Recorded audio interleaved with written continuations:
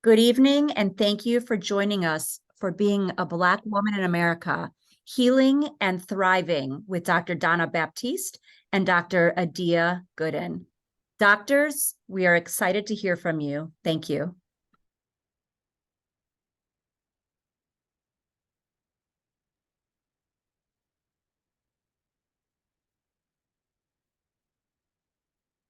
Thanks so much, Michelle. We appreciate your help in coordinating this event, and we appreciate you all for being here.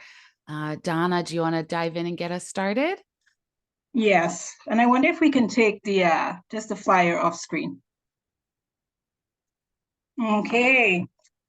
Hi, everybody. I'm Donna Baptiste, and I am my current position. I'm the department chair and professor at the Family Institute at Northwestern in the counseling program.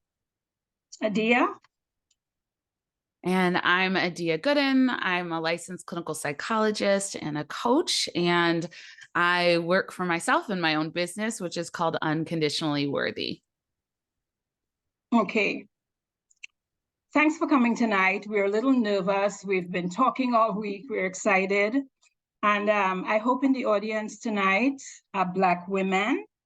I hope allies of Black women, people that care about the lives of Black women. I'm also hoping that there are clinicians here that work with Black female clients, and then anybody else that just wants to listen in. And so welcome. Thank you for joining us tonight. As much as this is a book sort of revelation, we don't want it to feel like a sales pitch and launch party. We really are here because we care about the lives of Black women. We want to talk to you about some of the things we've discovered tonight. I want to pull the lens back a little, not to start with Black women. I actually want to start with the lives of women. I think many of you would know that there is a reason why many agencies in the world, governments and developmental agencies and people in local communities and legislative bodies prioritize the lives of women. It would not surprise you to know that society as we know it will not function as well as we want it without the involvement of women. We are the center of families. We carry the burden of many lives. We are the center of community and community action. And this is worldwide. This is not just in the United States, in diaspora. Anywhere women are, things get better. This does not deny the contribution of other people, men, and those that may be non-binary, that may not carry the title men or women. Not at all. We just want you to know that anywhere women are, we make the world better. And I think you would agree with me. Here's a reality in the United States. What I just said there about women, Black women in the United States, we make the United States a country. And the thing about it is, the reason why we chose the title of the talk, Being a Black Woman in America, and here I'm grabbing my book so I can tell you a little factoid.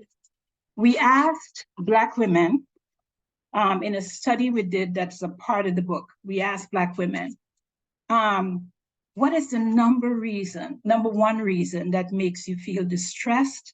And we listed about 25 different categories of reasons why women might feel distressed in their lives.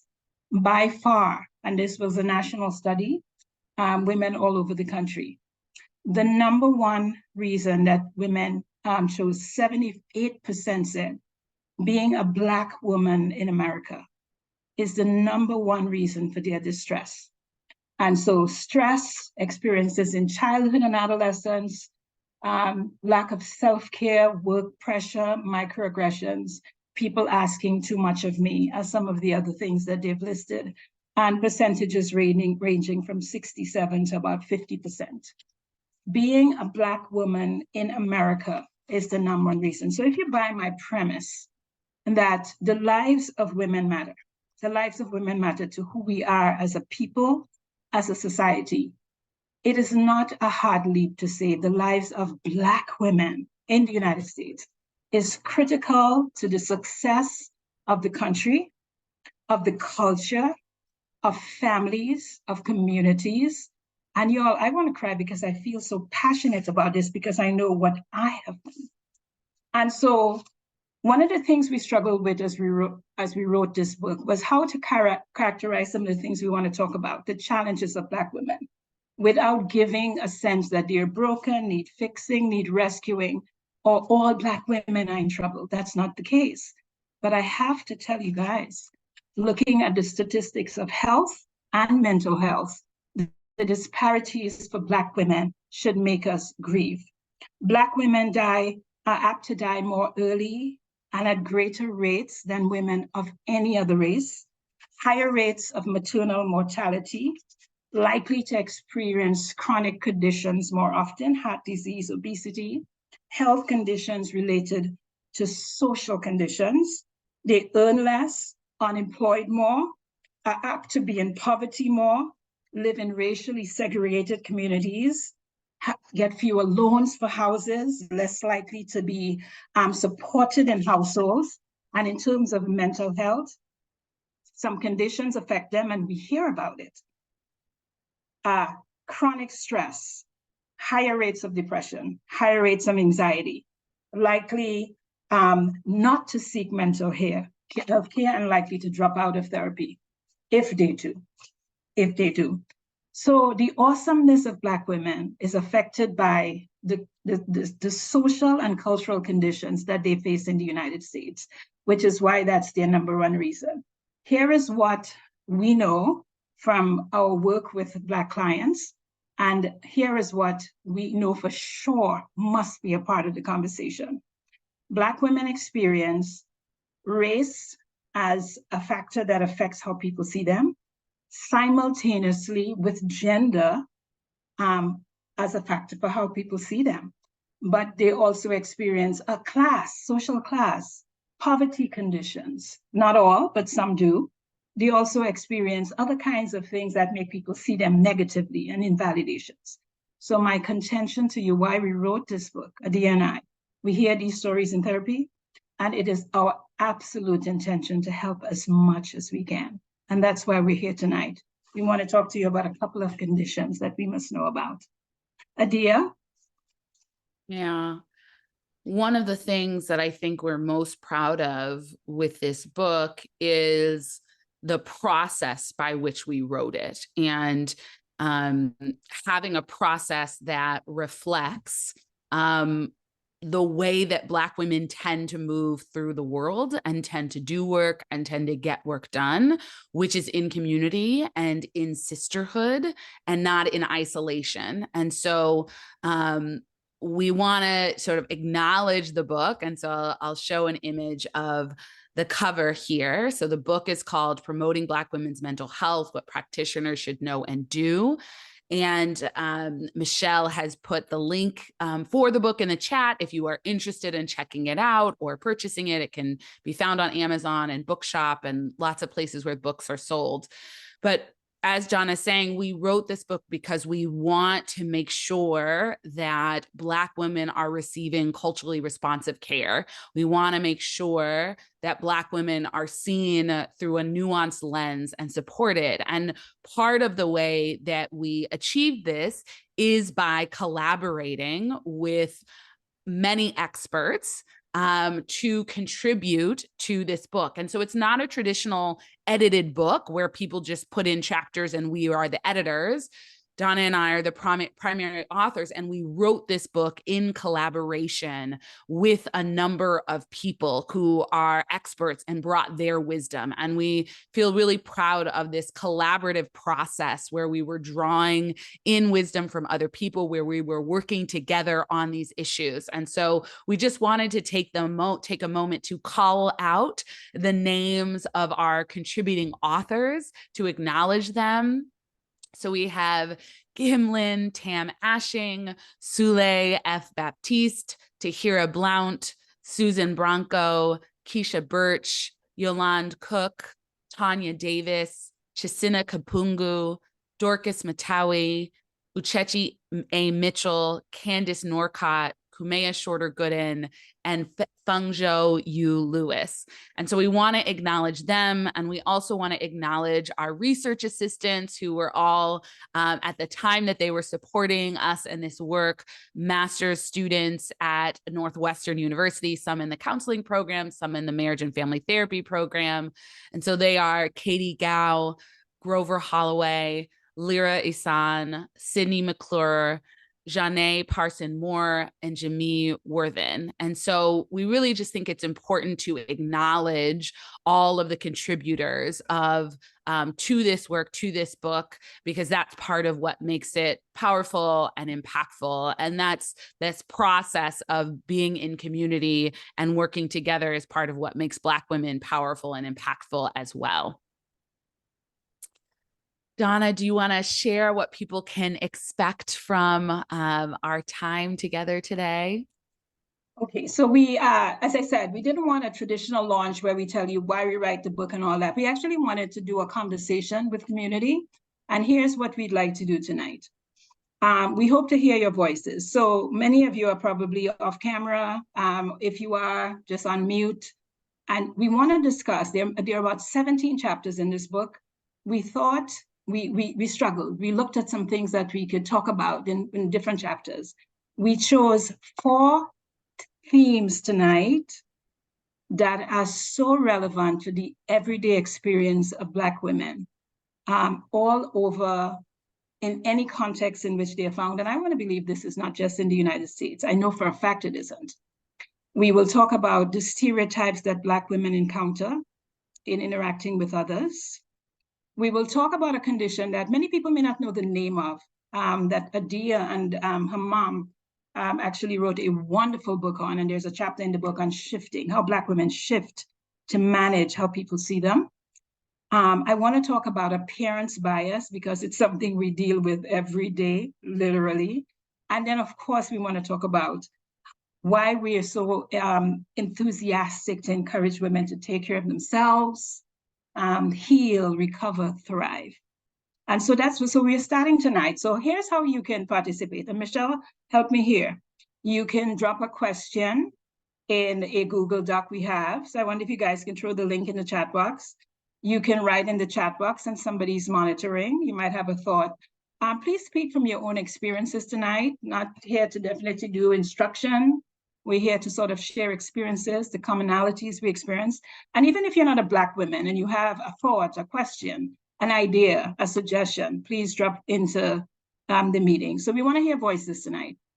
Okay, so let's get started. Michelle, drop the link again and we will collect questions again. And then we definitely will leave some time for questions at the end. Okay. Adia and I decided we'll do this as a little bit counterpoint. And so the tyranny of the crooked room. And here's a question to be thinking about. As a Black woman, what stereotypes have you encountered of the ones I'm going to describe? And how have they affected you? And what have you done about them? So that's what we're going to talk about. We'd love to hear your voices about this question. Okay, let's get started. So Adia, you have questions for me? Yeah, Donna, I would love for you to share about some of the stereotypes that Black women experience and why we can understand this as Black women living in a crooked room, which Melissa Harris Perry described it that way. Okay, thank you, Adia. One of our chapters is about stereotypes and stereotyping. Now, you know what a stereotype is? A generalization that might explain a small part of something that gets generalized to everybody. And then people sort of treat you based on it, or you might get punished for displaying what the stereotype says or does not say. And that's what we're talking about. I love the metaphor of the crooked room. To make it really quick, some research done after one of the world wars looked at how people would manage spatial dynamics. And so the experiment set up a room that was crooked, literally tilted, maybe a number of degrees. So it's not a straight room like you and I are sitting in Arno. And they wanted to know, what will people do when they're in such a room? And what they found startling was that many people were themselves tilted because they couldn't understand what straight was. And so they tilted their bodies and they were like, yeah, we're straight. Some people, though, did not. And what happened is they realized the room was crooked, and they sort of found their center of gravity so they could know which way to tilt, understanding the room was crooked. Here is Melissa Harris Perry did a wonderful job of saying that is the environment in the United States. And I want to say in diaspora that women live in. Every day, there is an image and a particular view of Black women in which they are living in some ways in a crooked room. It comes through interactions in, I would say, any place that is, even in the family, workplaces. And the thing about it is that some women are not sure, is this what this is? Is this what I'm experiencing? And there could be even a little bit of self-doubt. Make no mistake, well tracked by research. And there are a number that you should know about tonight. So that's the image of the crooked room. Melissa Harris Perry in Sister Citizen. Great book.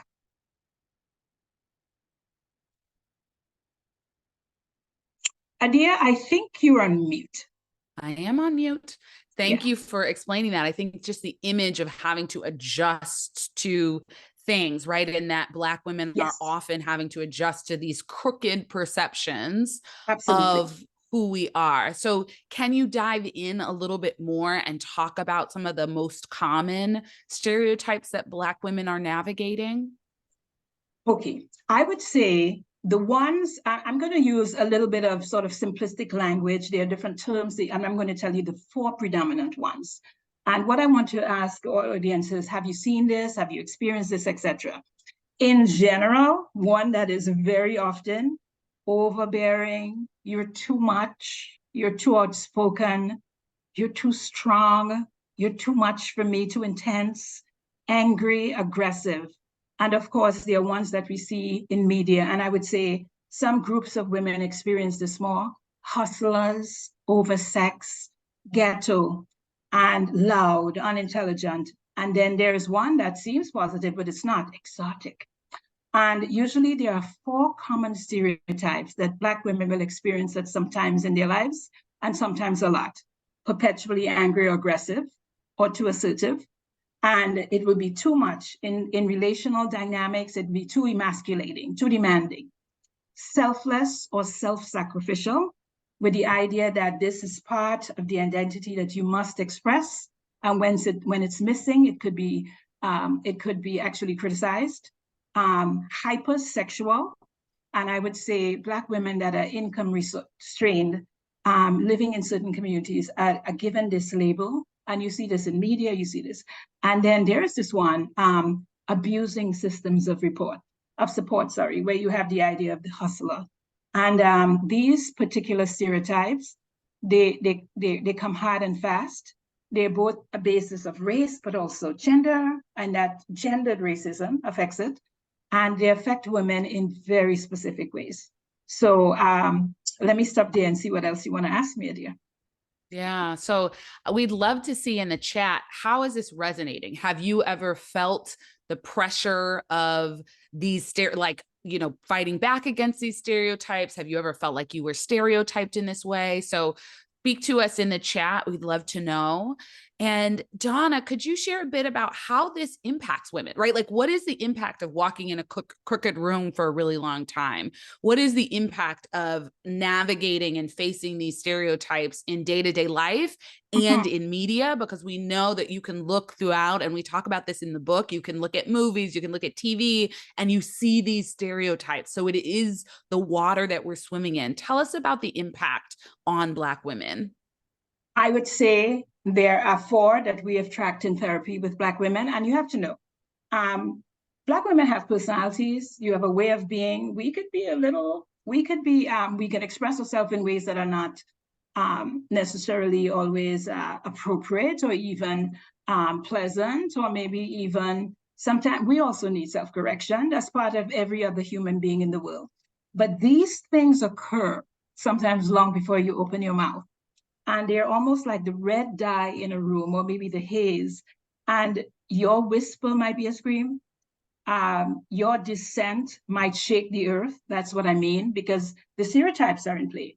Here are the impacts we've tracked in therapy. Stereotype threat. Women are afraid to be seen in the way that the stereotypes suggest. loud, etc. And so what they do is they self-silence, or they find some other dynamic shifting that Adia would talk about, that to deal with this dynamic of not wanting to be stereotyped. Black women also experience stereotype threat, stress, in that they know something is happening, they can feel it. It may be couched under different terms like something about personality and so on, but then they realize, no, because I'm seeing people demonstrating the same behavior being treated differently. And so you begin to second guess yourself. And that creates a kind of stress about some of this. There are double binds. What if I do? What if I don't? So if you speak up, what does that mean? Can I speak up? I don't want to speak up. Maybe they would think I'm this. Me. Even in relationships with partners, a fear of will they think I'm trying to emasculate, etc. And then, of course, one of the most, I would say, insidious impacts is when they become internalized, where a stereotype becomes internalized and you begin to think, am I that? Or in some cases, you live that out. So I would say those are the impacts that we see in therapy that we talk about. Mm. Well, the chat is, The there's chat lots is of on folks. fire, right? Yes. And I was going a little crazy because I was like, oh, there are other Adia Goodens in here. And then I realized it's because the registration got messed up. So Right. if you are appearing as Adia Gooden and you would like to show a name that is more aligned with your name, feel free to rename yourself using the 3 dots at the top of your square. But let's maybe should we read through, Donna, and share some of the comments that are standing out and engage with them? Yeah, and then feel free to come off mute and say some of these things. Raise your voices here. Jamie says, so I saw, oh my gosh, so many. Listen, y'all, this is good conversation. Shaquia, yes, too angry, Black, angry woman. Somebody says, as a Black woman, I find myself having to weigh the pros and cons relating to bringing my full self. Oh, wait until you hear about Adia's talk on why we shift. But my decision to do something about it, it's weighted against my mental health. Yeah, women give up. And they're like, if that's what you're going to think of me, that's what you're going to think of me. But I have to say, we want to be the people we want to be. It's difficult. Hassana says, being articulate, excelling. Hassana, you're in the audience. Open your voice, girl. Come on, Hassana. Sisters, speak up. The more we inform each other, I think it gives us a chance to understand that the experiences of one is the experience of many. So would you speak up on this? All the wonderful things in the chat box. Just come off mute and say it's wonderful to be among all of these wonderful, beautiful women I can see here. I just feel so at home and incredibly proud of my sister, Donna. But my experience, having spent almost 3 decades in the chemical industry, which is very male dominated, and of course, the pipeline for women of color in the chemical industry is very thin as well, not to mention being a foreigner. So you have all of these 3 things, and you come to the table thinking, I am just as good as everybody else. But the energy that it takes for you to push forward while still trying to, not buck everything around you, it's a lot.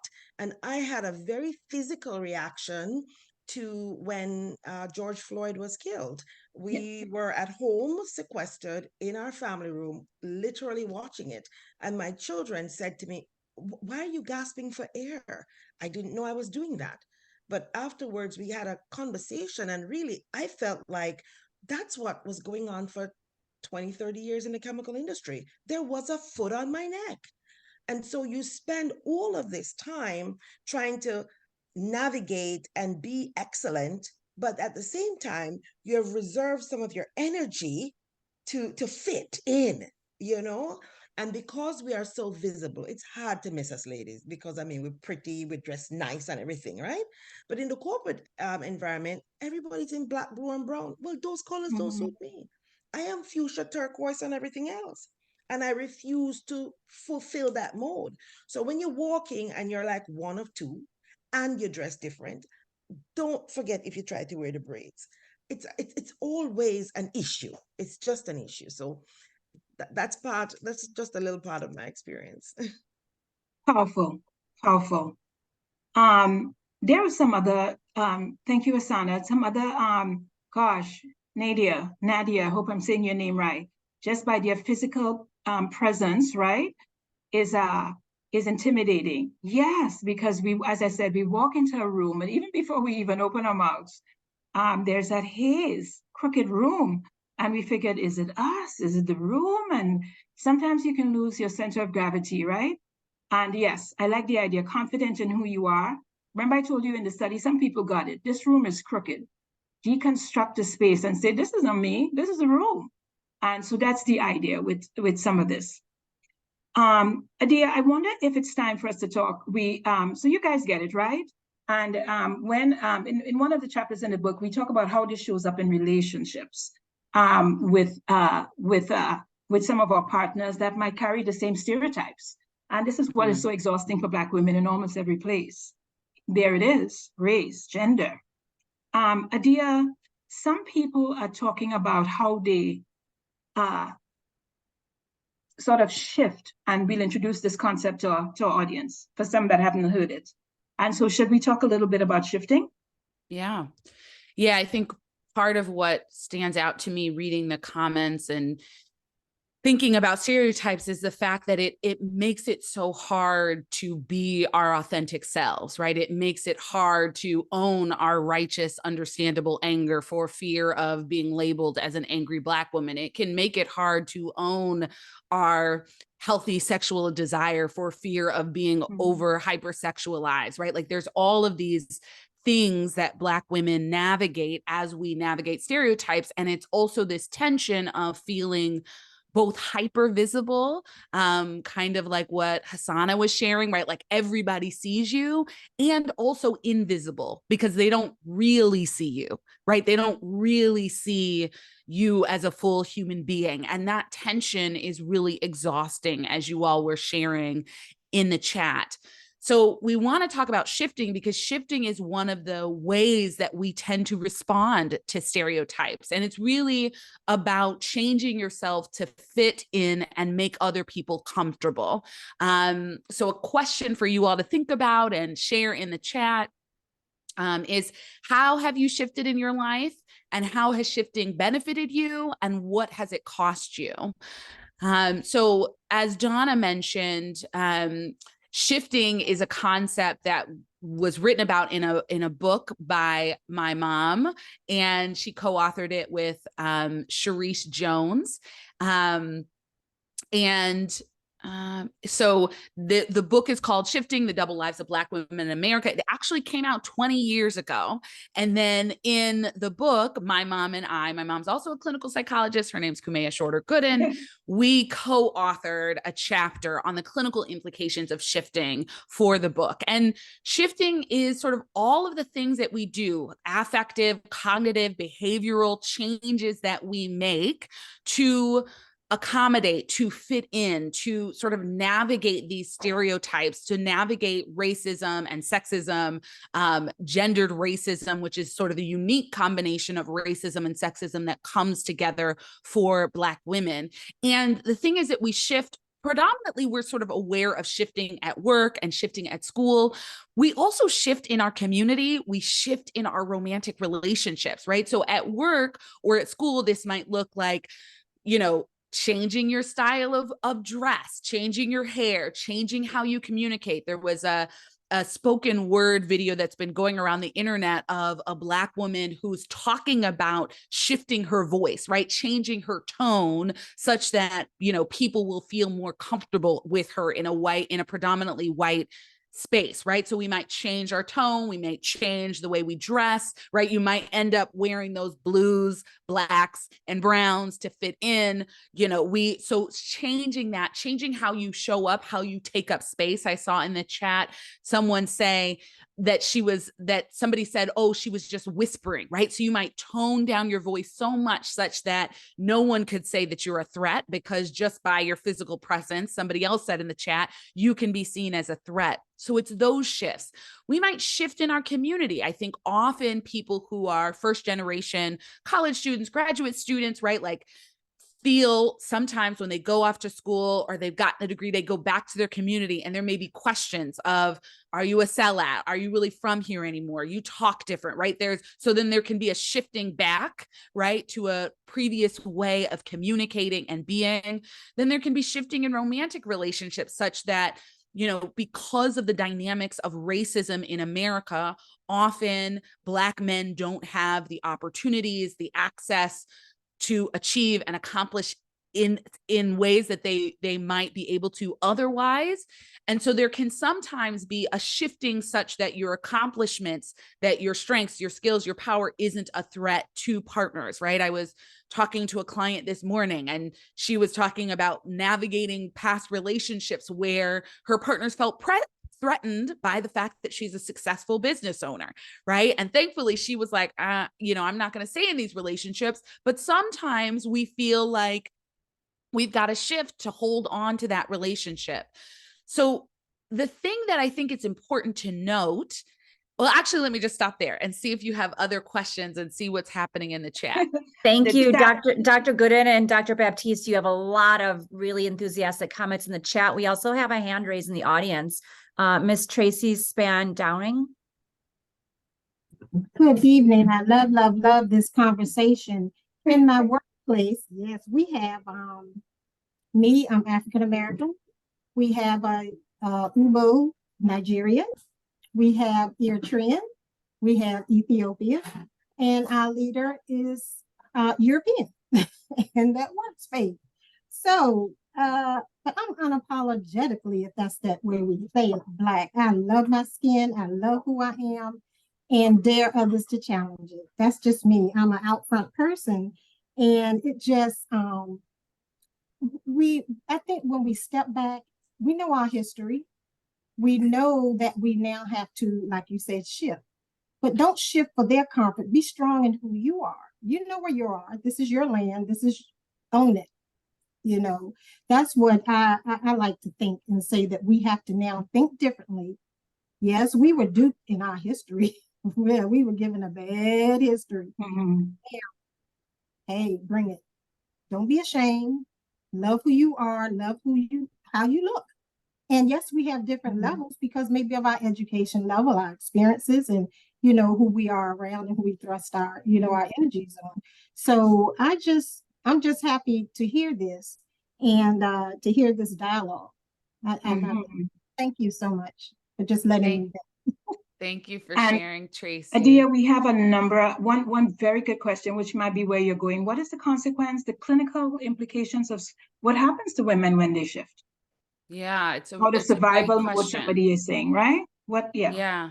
It's a great question because there actually are both costs and benefits of shifting. It's not all bad and it's certainly not all good. And some of the costs are feeling disconnected from your authentic self, right? Shifting so much in so many places that you don't have a grounding and a centering in who you are authentically, how you want to show up, how you want to communicate.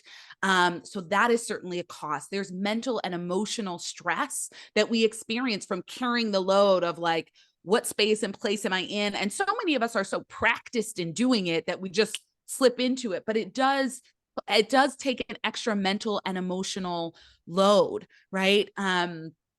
It's exhausting. It can cause burnout. We can downplay our power and our strength, right? I think it is so important for us to tap into our power and strength, and not in the sense of being superhuman. We're not talking about the strong Black woman phenomenon tonight, but that is a chapter in the book, beautifully written by Donna. But you know what I mean? So there's this pressure and this pressure to not be our true selves, right? To not own our strengths, to not own our power, but then also sometimes to not own the fact that we're human and need help sometimes, right? So I was seeing in the chat people saying, I feel like I have to handle everything, right? Like I've got to have it all together, right? I've always got to have it, handled, can't ask for help. That's a big thing, right? So again, that's an extra mental and emotional load. And I think one of the worst consequences of shifting is starting to internalize and feel like who you are as a Black woman is not okay. right? That your authentic way of communicating, of expressing, of wearing your hair, of appearing, right? Of taking up space, that isn't okay. And that's one of the biggest costs that we see related to shifting. Should we turn to some of the other hands that are raised, Donna? Yes, tons of Okay. hands raised, lots of great comments. Would you guys take it any way you want it? Michelle, in the chat Yes. box. Along these lines, we also have a question about, you're talking about stereotypes, you're talking about appearances. Please discuss colorism as a mental health challenge for some Black women. Oh, that's are where we're gonna about get to go there. there Yes. next. The tyranny Yes. of appearance bias in the United States. But let's spend a little more time on shifting. Go ahead. Yes. So the first hand I saw up, you are named in here Adia Gooden. So I think that's because of the registration The next snafu. But so the person who has their hand up, your name appears as Adia Gooden, you're in a graduation cap.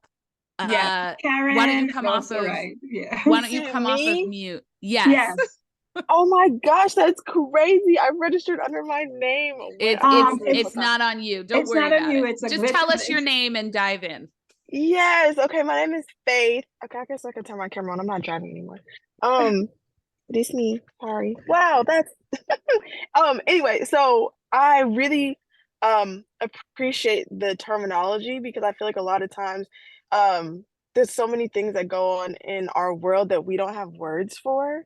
Yes. And so to kind of have a word for the tension, I think that's what kind of hit for me was the tension. Because, we have like code switching. We kind of know what that is.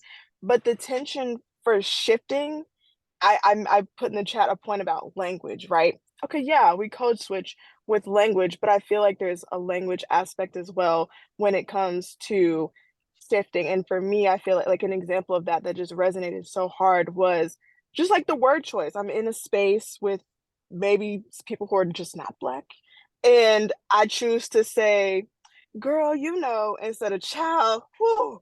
Like I just the small shift, right? I stopped code switching so aggressively in undergrad. I was like, I'm Black, you know it, I know it, and like I'm over it, right? So I would stop shifting, I would stop code switching, but yet I was still feeling that tension and was shifting in the smaller ways between just the simple like saying, "Oh, girl" versus "child," you know how it is. Just that simple shift because she's white and she's not gonna get it if I say "child," and then they take it and run. Now you're like, well, now you're all the aspects that come with me deciding to be 100,000% Black with you in this very moment. Or now I'm scaring you. Now I done scared the girl because I said child instead of girl, right? So those small, subtle things in language and how that's definitely a tension. Like you can physically feel that tension as well. And it sucks being, let me not say that. It sucks being so young and because I'm only 24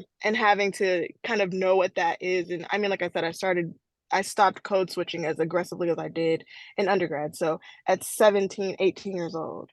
And then even my grandma, 80 years old, 80 plus years old, and still wants to lower her voice and whisper kind of when she's talking about, as a Negro woman or the white folk over there. I'm like, Nana, Dr. Lambert, speak up. Use your chest. Don't do that. But even then, still with me, the small, subtle languages and the tension, I just thought that was so powerful.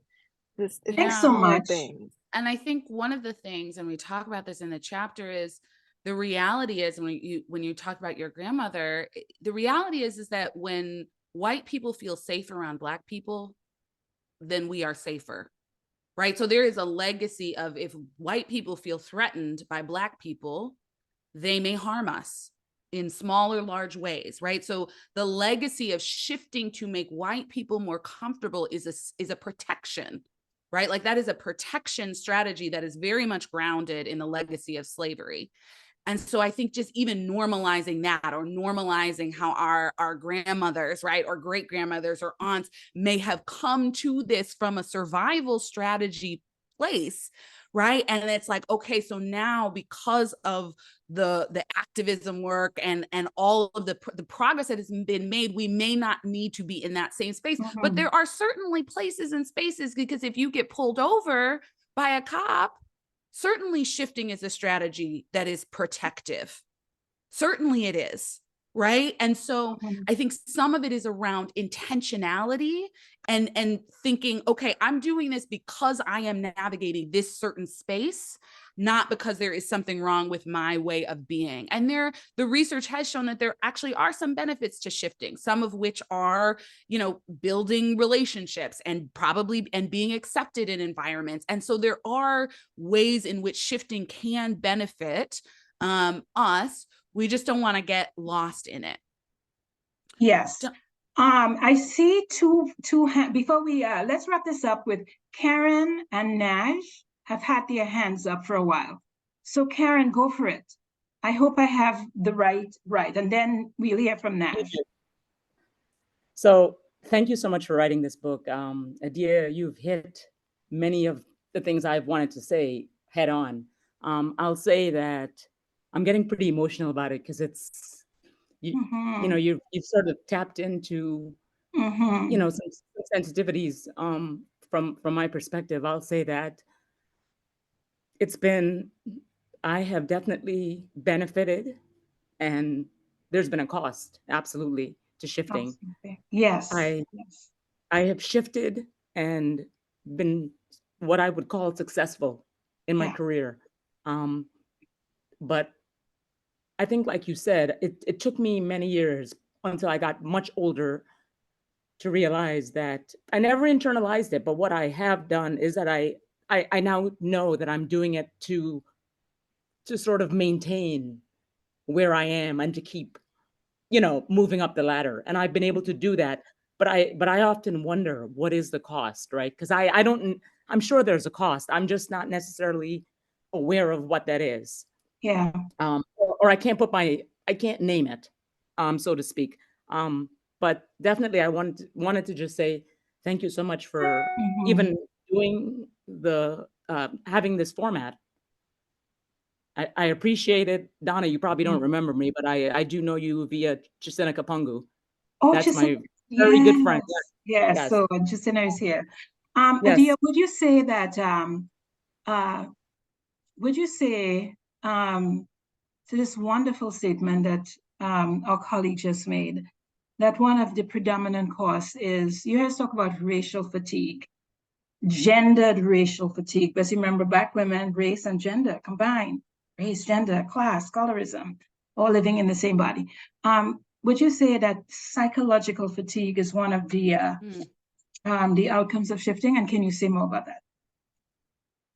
Yeah, I mean, I would say absolutely. I don't know if I have a lot more to add, but it's exhaust, right? Like it's an extra mental load. It's an extra consciousness, awareness. I mean, people are sharing in the chat so much, right, about the costs of burnout and exhaustion and frustration and just navigating all of this. And I think all of that is fatiguing. I know we said we were going to get to Naj, so want to give you a moment to share, and then we're going to shift to another topic. Yeah, Naj. Okay. Welcome, Hi, Naj. everyone. Hi. Yeah, I'm a college student, and I was just following Adia Gooden. I think I got her name from Therapy for Black Girls, but I'm not exactly sure how I found her LinkedIn. But I just, before I start speaking, is this like a public event? Because I know you all are talking about a book, but I didn't read it. So it's okay. You don't have to have read the book. It's going to be in your library, hopefully. Yes. So yeah, I did put it in my cart because I'm interested now to know. Yeah, Sorry, I'm eating almonds. But I just wanted to talk a little bit about because I know we were talking about experiences that we've had as Black women, and one of my experiences has been I've had to shift this idea of shifting. I've had to shift in a negative way, because I was told that I was acting white or being white, and that's not really something I know. I don't know how to be something I'm not. It's just kind of my mannerisms and who I am as a person. I wasn't really raised around anyone. I'm an only child, so I had to kind of figure out things on my own, but I did have like cousins around me and sometimes but like that's all like hard too, like dealing with family, like understanding like the family dynamic and like trying to like please your family members as well. But like I also think this is who I am, this is how I speak. So like I'm not trying to like be anything I'm not. I'm just an environment. I'm a product of like what I've been around in my environment, I guess. And I think that speaks to like I'm from Evanston, Illinois. So I think that speaks to like suburban kind of living, like, but I don't think I'm conforming. I think it's just that I'm just I've just was raised in an environment that's in a more suburban like environment. So like that's just how I've navigated life, is like I've just kind of just lived a life that I only knew, which was this life. I don't know. I don't try to like be someone I'm not. And like because of that, like I was getting like told that I'm being someone I'm not. And so then I started acting, you know, out and like in certain ways, like it's kind of like degrading to yourself. So and Naj, this is I mean, it's certainly, you're not alone, right? I think I had similar experience, maybe not as intense, but you're certainly not alone. And these comments are often grounded in internalized racism, right? A lack of understanding of the diversity within Blackness, within Black people. And it's really painful. It's really painful to feel like you have to change yourself to be accepted. And my wish is that we could spend more time. I hope that you look at the chat, because people are responding and resonating with what you're sharing. So please check out the chat and see what people are sharing. Because we have this time limit, we're going to shift gears to talk about appearance bias, which was something else that someone asked about. But I want you to know, Naj, that you're not alone, and that it is really painful to deal with what you've been dealing with. Donna? Okay, thank you. And all of these things are interconnected. So let's talk about something. We've used the term lookism. So you talk like racism, lookism, which is bias based on one's appearance. Appearance bias is just another expression. And we did the subtitle, those tiresome and old and frustrating and ridiculous and stupid beauty standards. And this one, because it's the visible external self, parts of the self, this one is most likely to be internalized. So think about this and I'm going to summarize just a few ideas about some of the things we talked about in the book. So, all right, Adia, you could just lose the screen for a second. I'm working on it. So, okay. Before I say that, let me say three things, which is very clear to us, as a lot of our clients are Black women. We don't see only Black women. And so if you're a therapist here tonight, and you may not, you're non-Black, Black women are seeking mental health care. And because there are 3 to 5% of mental health caregivers that are Black, they're likely to come to you. So I want you to understand that this is not a vilification of white people, systems of privilege. Those things are part of the problem. Systems of privilege, but it is because Black women live in this substrata of health conditions and mental health conditions that are worrisome to us, and everything we talked about tonight is connected to that experience. And so we can, if we mean business about it, starting with Black women, all right, appearance bias is one that, boy, that gets all of us, and it usually ends up with a tyrant in our head. And here are the things. So you guys have heard about the Crown Act, right? The Crown Act, in case you don't know, you can Google it, 2019, when a woman was actually, she lost a job because she wore dreadlocks. And she appealed it and still lost a job because the HR person said the hairstyle was not appropriate for a workplace. And because of that, and there were several other incidents, California was one of the first states that passed the Crown Act. The thing about it, this crooked room one of the places we're experiencing it is invalidation about how we look.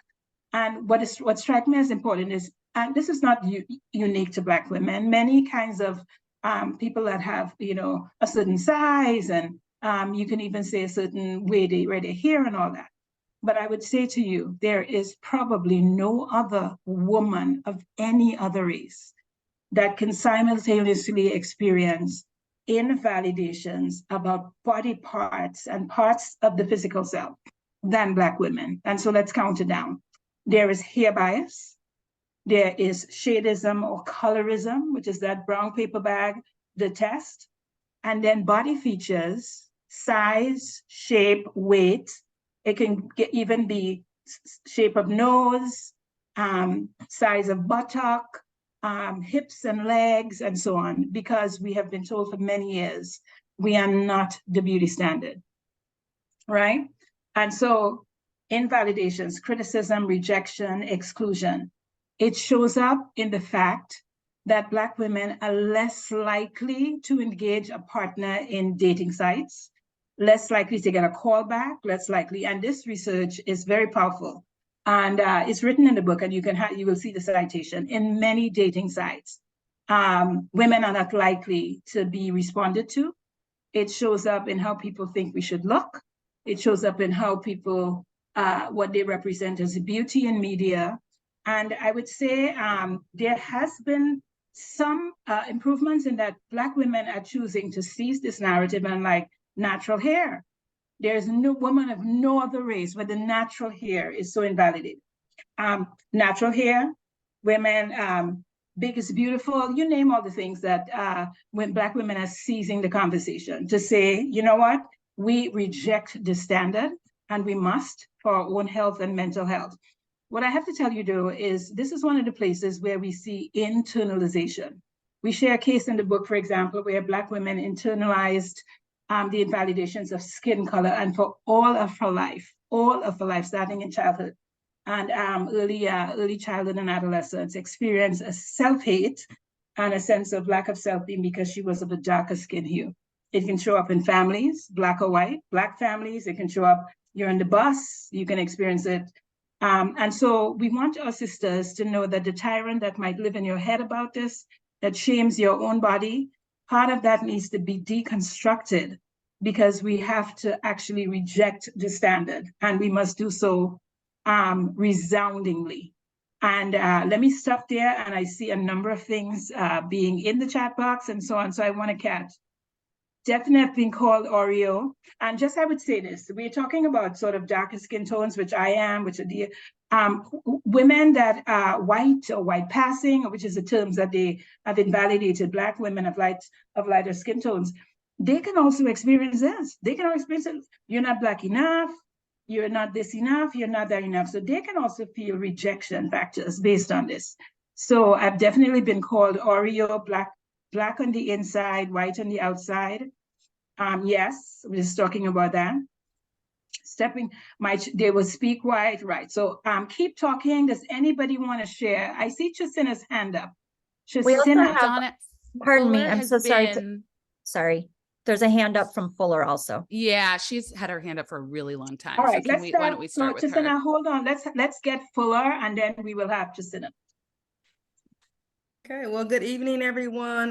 Good evening, beautiful ladies. I am also a licensed professional counselor for some time, and but one of the things that I was listening to and I've been hearing over and over again, I've been in this research for 17 years now, and there's nothing different. And so what saddens me is that we keep presenting the same research, right? Because there's a cycle within us that we are not able or not intending to give attention to, because these systems that we live in, right? And so to hear that, and I take my hats off to you ladies for continuing the work. But a lot of what we are hearing is the same stuff. And so I guess the conversation for me, at least, that and so before I say that, I have worked with Indian women, Caucasian women, Latino women, completely Black women, Black lesbian women, we all shift. We all are trying to explore our role and our purpose in this life. I think the unique thing about being Black is the historical trauma, right? But then if you start looking at each separate culture, there's historical trauma per culture. Nobody has gotten away with being traumatized in this world, right? And so with that being said, as Black women, our uniqueness is the fact that there's a power within us that we don't tap into, and that we don't really lean into it. Like we lean into this deficit literature and this deficit language, that where are we telling Black women and just like where their power is? Because if everything is purposeful, then we have to navigate this on purpose with intention. And the young sister, it really warms my heart that a lot of young women are speaking their truth. But the first lady, I think it was Grace, she talked about language, right? Like the language that we are constantly listening to, or the language that we are constantly telling ourselves, it also cultivates these experiences of trauma that we have. And so, I don't know, I guess I would really like to see us, when we do research on us, I would really like to see us change the narrative, because that's where we at. We need to change the narrative. Thank you. Yeah, I think you're making great points, and we're actually going to end on healing and thriving. So we certainly include that. And I think for us, what's been really important is to both acknowledge the realities of the challenges and to acknowledge the strength and the resilience of Black women. And what you will see throughout our book is that we're acknowledging those things, and we're also talking about the opportunity, the strength, the power, the resources that Black women have within them. And so for us, it's important not to only talk about the strength and the power, because we fall into a trap there, which is overlooking and not validating the very real experiences that Black women have. And we don't want to stay, kind of like what you're saying, in the place of challenge and problems without acknowledging the power and the resilience. And so our intention is to do all of that. We haven't gotten yet to the power and the healing and the thriving, but we will get there. And I think, you know, our book is for Black women, and it's also for clinicians. And so when Black women are going into therapy, it is really important for clinicians to understand, here are the challenges that Black women are navigating, because too often Black women are invalidated around our challenges and around our pain. And we're told, well, you're strong, you've got it, you're good, right? Like that invalidation is also very painful and harmful. So we have to work to integrate those things. And our intention has never been to come from a deficit perspective. So hopefully it doesn't feel that conversation has been that way.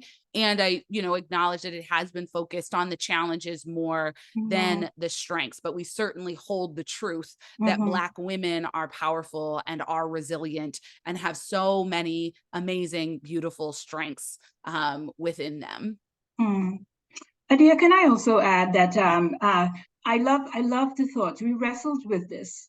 Do you do a perspective that, and then I'm going to see Jacinda, I'm seeing, here is the power of languaging or narrating the experiences. Some women are not even sure what they are.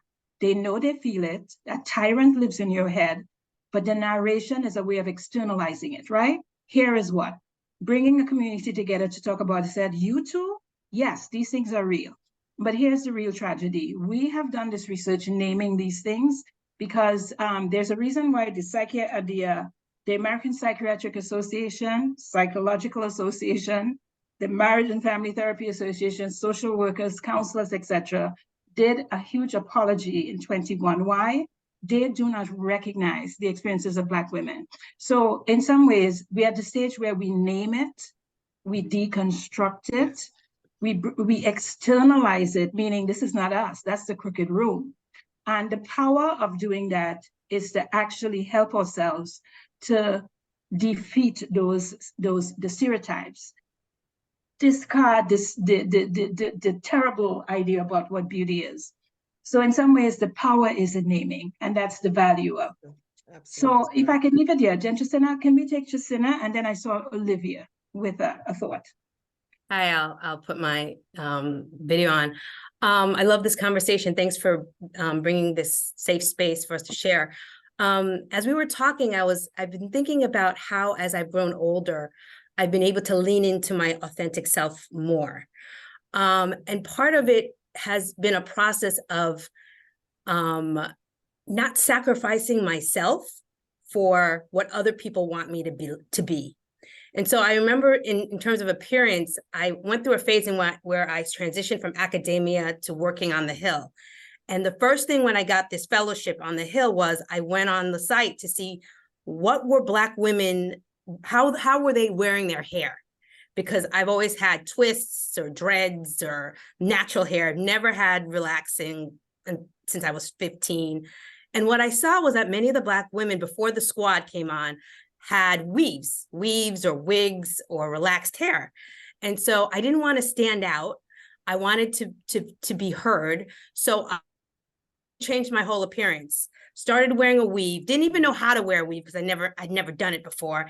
And even when I was wearing my weave, I always stood out.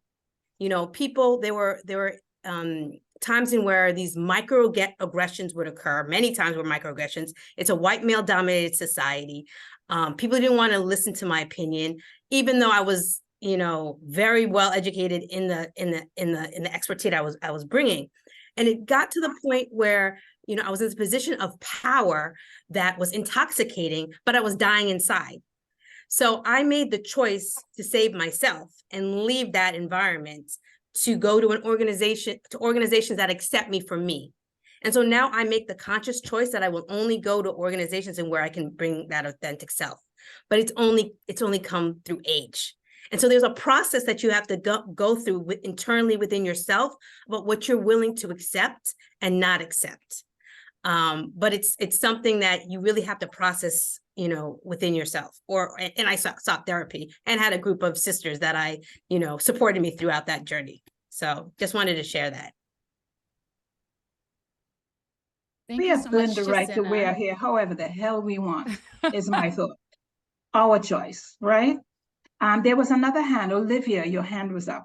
Thank And you. then Jacinta, I'll turn it over to you.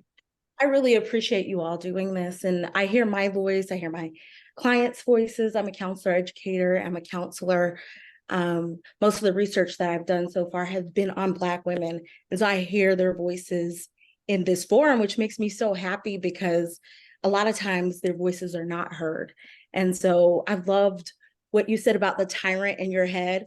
And I think about my clients, I'm like, there's a tyrant in their head. And how do I get them to externalize? How do I get them to understand the narrative? A lot of times, like you said, they don't know. They don't have the identity. Maybe they're carrying the identity that their family told them that they should be, or what society told them that they should be, or what respectability politics says that they should be. And so how do they move through that? I just really resonate with the research that you've done. I'm excited to read your book, and I just want to thank you for the work that you're doing. Thank you so much for saying that. I see Tamika's hand up.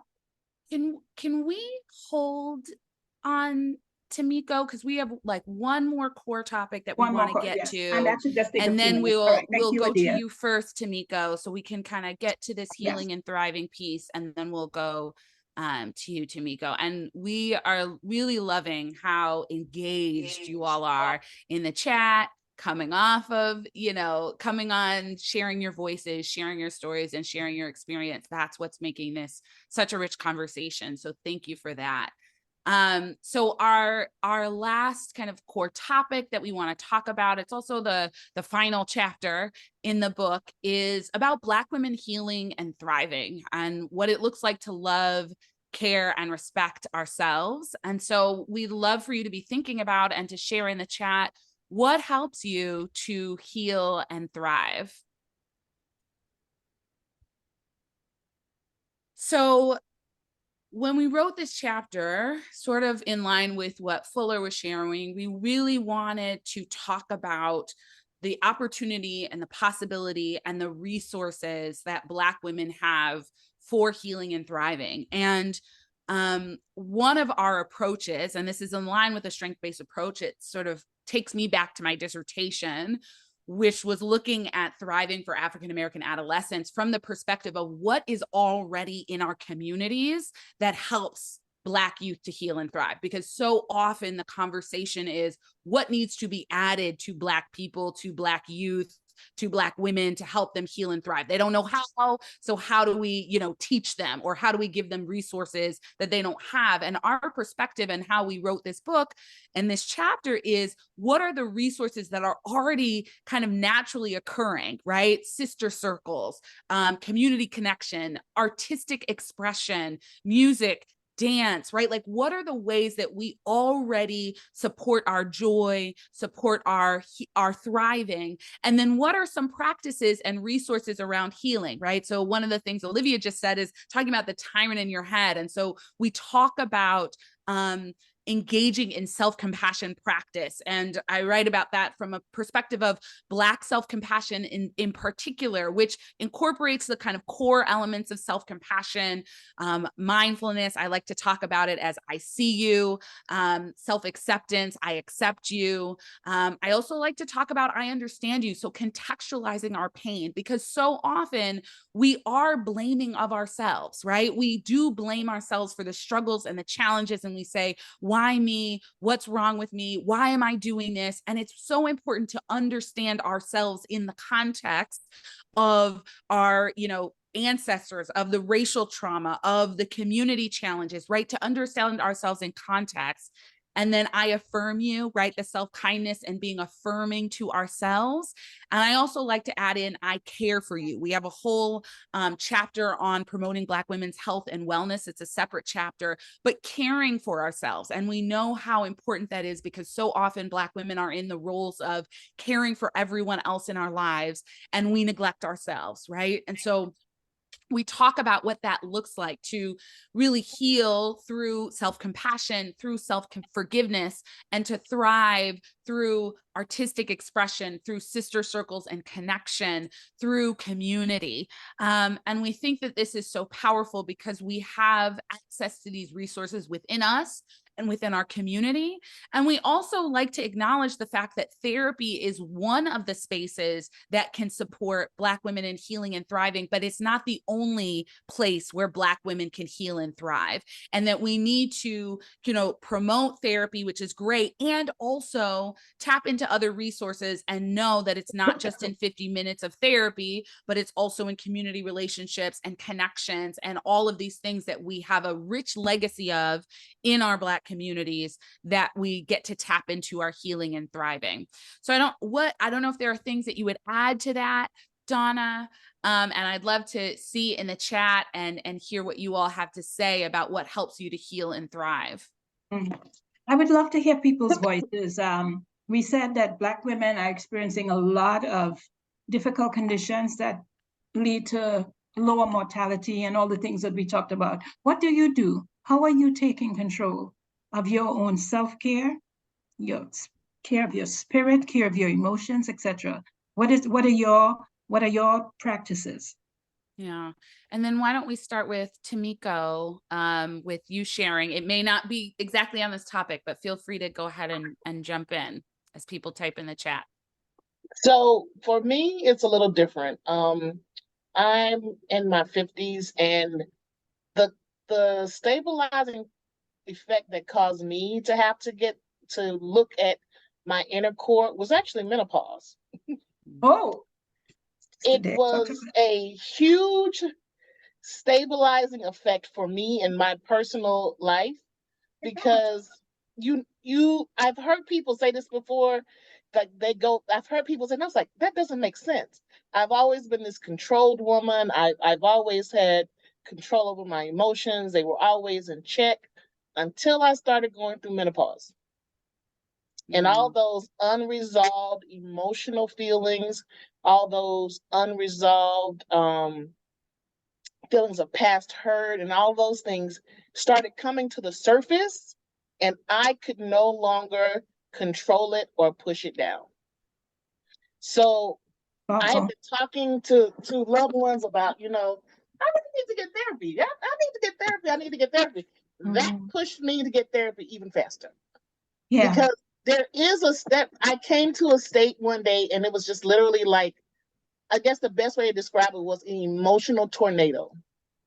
Yeah. I was happy 1 second, sad 1 second, angry 1 second, mad, joyful. And that went on for like a whole 48-hour period. And I literally could not stop it. I heard other people say that and I like, that don't make no damn sense. But until you go through it on your own and you're forced to take some hardcore, like some of the stuff I was always taught to be strong. I was always taught to be who I was. I was always taught, but I was also taught to inadvertently put walls up to keep people, allow people to come only so far. And in doing so, I didn't realize the kind of damage that I was doing to me. I've been in therapy for 5 years now, and my therapist had the hell of a time in the first 2 years. We argued every session. It wasn't until around year number 3 when it started working, and she was like, "See, I told you this was gonna happen." But yeah, but she was patient with me. But at the same time, and I for me, because I am such that naturally strong, naturally logical, naturally we gonna think this all the way through person. For me, it was picking the right therapist. Because I knew had I not picked the right therapist, I promise you I would have ran all over them sessions. Because that's just who I am. So I needed somebody who, 1, was Black, 2, was stronger than me, and could tap me and say, "Hey, you know, calm down, chill down." So I think that is the biggest part for me as far as the emotional healing that I needed to take place. The other stuff, yeah, I was raised in Alabama. It's crazy, but I've experienced racism my whole life. It's a different kind of racism, though. I live in New York now, and this racism is insidious compared to the stuff that I dealt with in Alabama. Yeah. In Alabama, you ain't like me. You tell me we good. You walk that way. I walk this way. This crap you did with in New York, yeah, y'all can have that. Wow. I But love that perspective. That what we're dealing now is different but harder. Is that what you're saying? It really is. It's very different, and it's very hard. Like, if you don't like me because of the color of my skin, tell me that. And we can, we can still do business. I just know who you are. I know how far I can trust you. I'm going to put in those limits to protect myself and to protect you. But this insidious stuff that you deal with in New York is because these people will pretend to be your friend while stabbing you in the back intentionally. That part I had to get used to. I'm used to my racists just telling me they racist.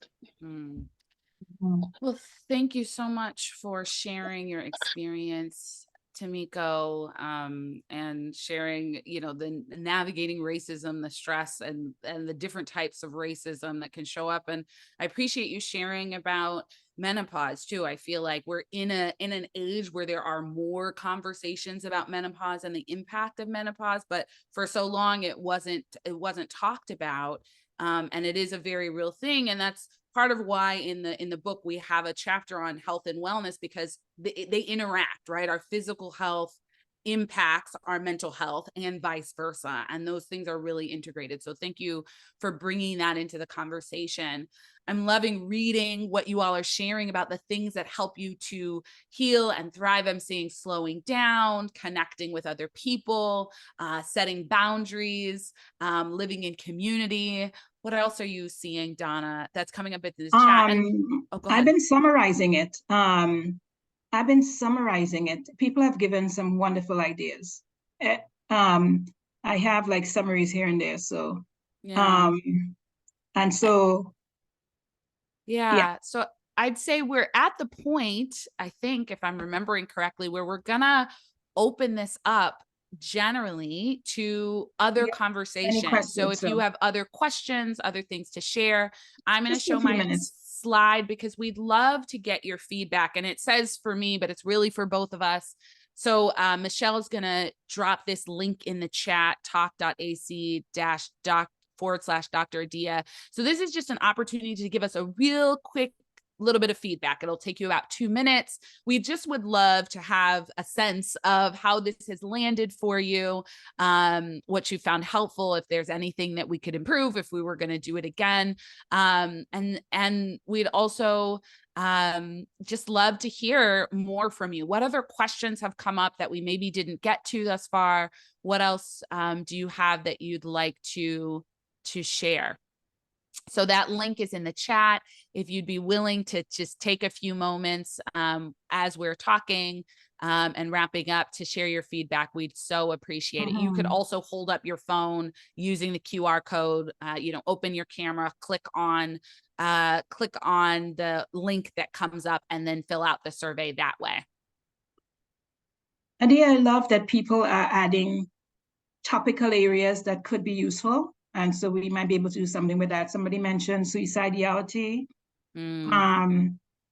advice for Black counselors who have to start the deconstructing work with clients. All right, so let me address that a little bit. That's a good place to start. Y'all, we named a number of things tonight. I think it was Fuller who said, it feels like we're in the muckety muck of what's wrong with Black people. Our perspective is we actually say Black women are not broken. Black women don't need fixing. We, as a therapist, it's not our job to rescue these women. And there is a ton to celebrate about Black women. In our first chapter alone, we talk about the awesomeness of Black women. But they live in the United States with an invisibility in our field and in many other fields that is shocking and unjust, is what I would say. And part of our goal is to celebrate the accomplishments, but also help women to find what they need so that they could live long and vigorous lives and do the work of caregiving and all the ways they do it in a way that protects your own life. So we wrote the book because Black women are seeking therapy, as I said, and we are worried that part of the study we did was what psychotherapy experiences, like what do you want? What are your recommendations for therapists? And it was clear to us that some of our wonderful non-Black colleagues and non-female colleagues need to understand the historical circumstances and social circumstances that intersect. So our depression has many streams that explain it based on some of the things we talked about today. But if you don't know that and you start a conversation and it's about symptoms only, you could miss it. And so when we wrote this book, the subtitle is What Practitioners Should Know and Do. And our goal is just really to escalate the need to care and be culturally appropriate, to understand the stories of Black women and to serve them well. And so somebody that asked, what can we do? We want Black people to go to therapy, Black people in general. It's not the only thing, but we want Black women to seek therapy as self-care. Go name some things, go grieve some things, go deconstruct some things. And deconstruction, usually it's a narrative technique where you name the thing, you pull it apart, you reality test it, you reject parts of it that you want, you keep the parts that you want. So that's a quick answer to probably a more involved question. What are some other questions? Faith, therapy, boundaries, right, go ahead. Some other strategy. In the book, in the book, we always have therapist recommendations. So we have therapist recommendations, we have questions for reflection. So we really do dig into the book on like, here's the topic and the challenge. Here are specific recommendations for therapists. Here are reflection questions for therapists. Here are some questions, you can use with your clients or Black women can use. So we do get into the practicality of how to work with these topics that we've addressed in therapy. So do anyone else have questions, comments, other things that you would like to share? This is our last 10 minutes together, so we'd love to hear more from you. We have quite a few comments about how people lean into their spirituality for healing and managing some of these things, and also some questions about what recommendations you have for allies who want to continue to help you do this work. Donna, you want to take the one about spirituality? Yes, people who know me know that there's a reason why the center of the wheel of wellness, I happen to be Christian, is my spiritual connection. My deity is God and Jesus Christ. And I celebrate that. this gives my life purpose. And to be honest with you, Black women, that's where we go. Maybe their deity has another name, but Black women are apt to find faith, pray, spiritual disciplines, sacred literature, music, concerts, faith walks, prayer walks, and so on. And that is good for us. So people have to find their thing. That's my number one thing. But there are other things I do.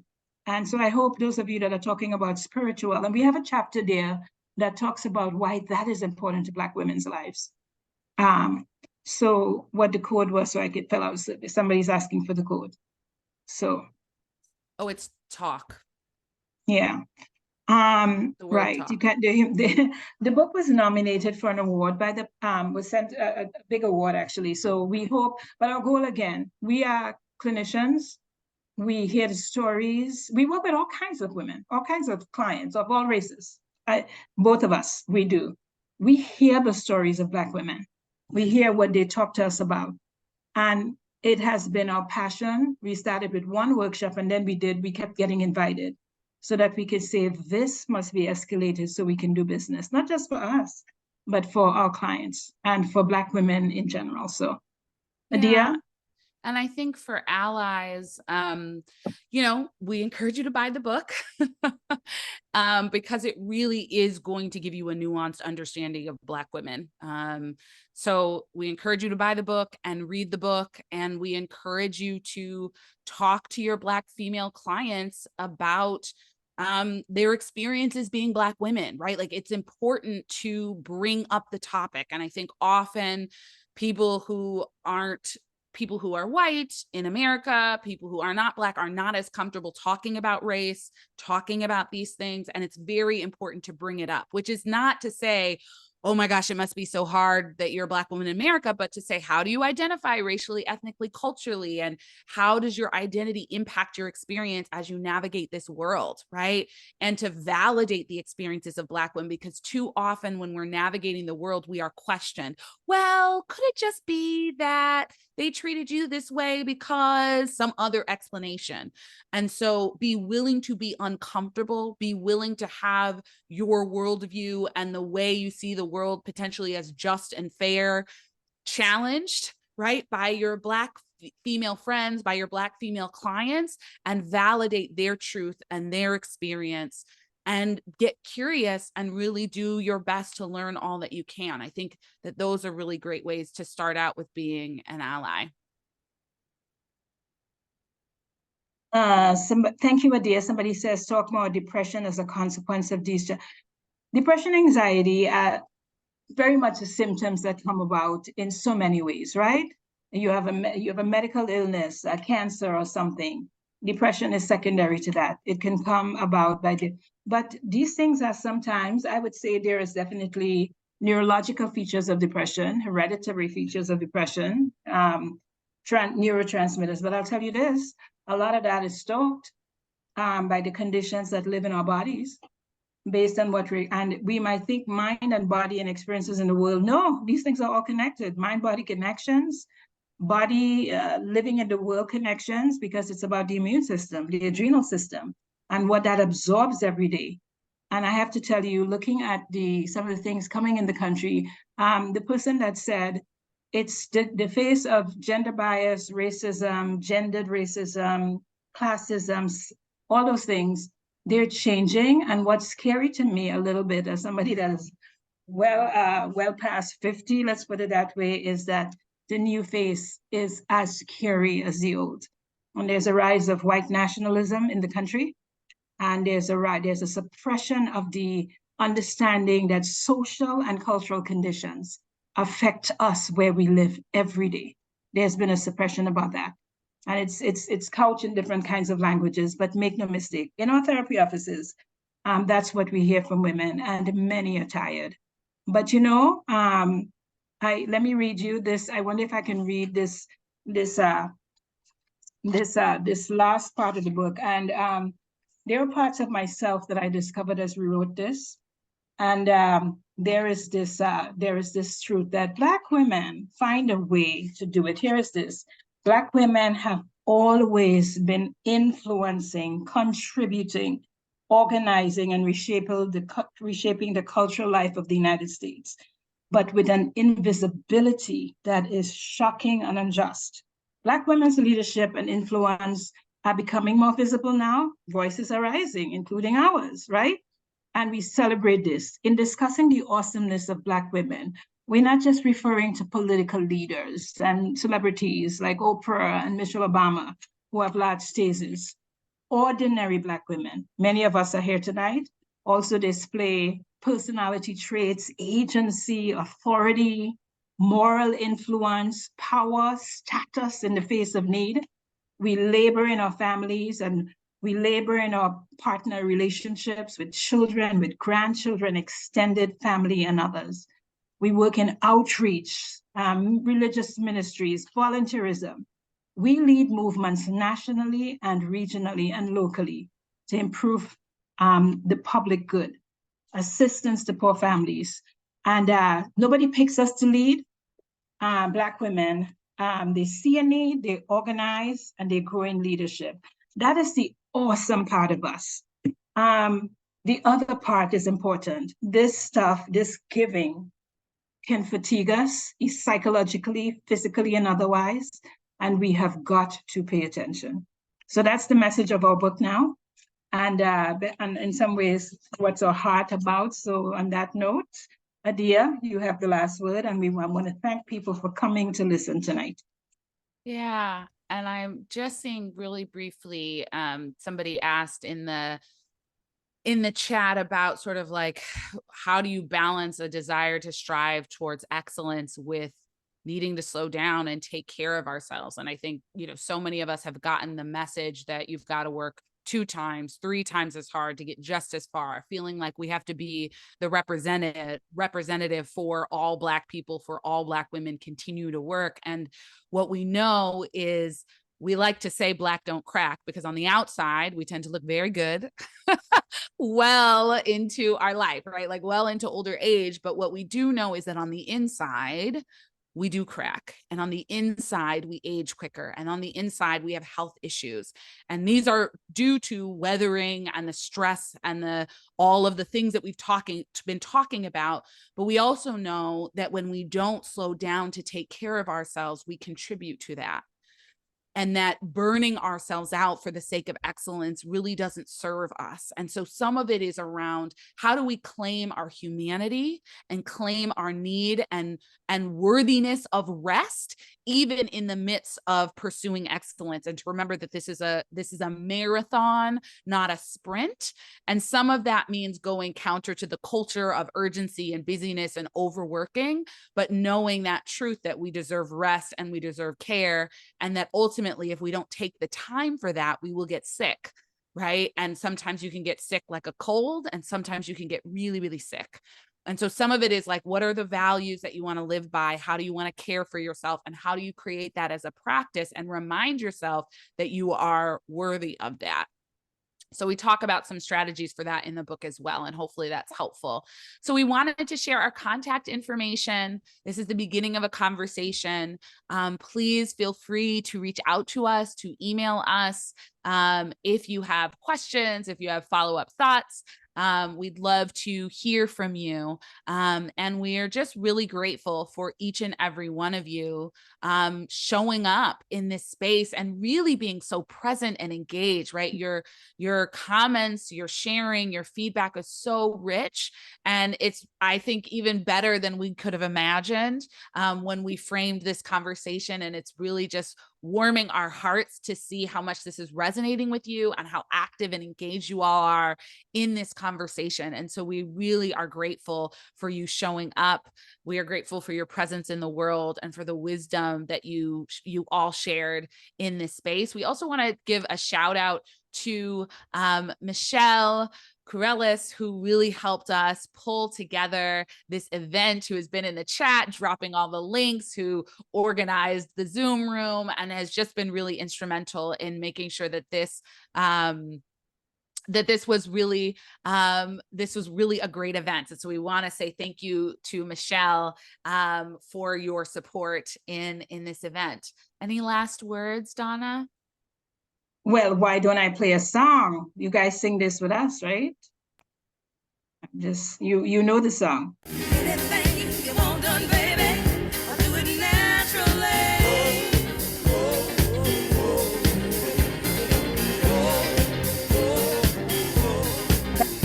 I can sense your needs like rain onto the seas. I can make a rhyme of confusion in your mind. And when it comes down to some good old-fashioned love, that's what I got. Baby, I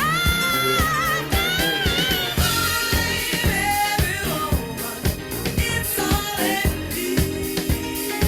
Anything you want done, baby, I do it naturally.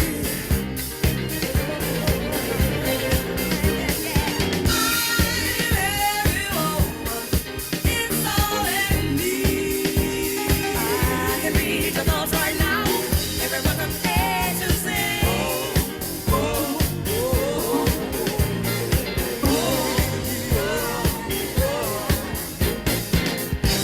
I ain't bragging, 'cause I'm the one. You just ask me. Stick around if you want to chat. Just hang out for a little bit. We're officially done, but feel free to just chat here.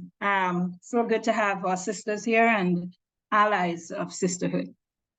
Thank you for coming. Thank you. Yeah, bye-bye. Thank you. Thank you, Camilla, for coming. That's Adia's mother. Jimmy and Justina, some of our collaborating authors. Keisha was Asana. here. Thank you for having me. Dorcas was here. Jimmy. Yeah.